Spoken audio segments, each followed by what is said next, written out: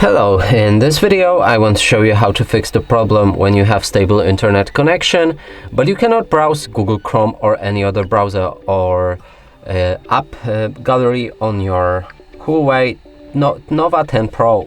So right here we're on a browser, and now let's try going for any website like YouTube.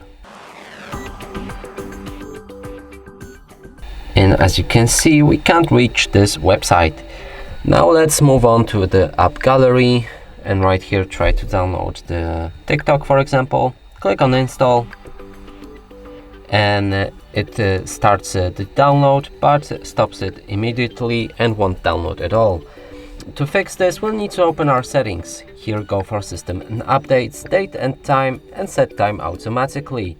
Now if we relaunch our browser and try to go for the YouTube, it should load normally.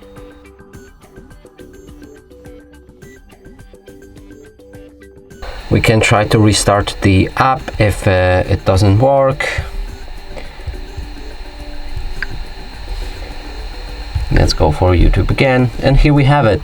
So all you need to do is restart the browser app before downloading anything. Now if we move on to our app gallery and try to download the TikTok and click on resume, it starts the download normally.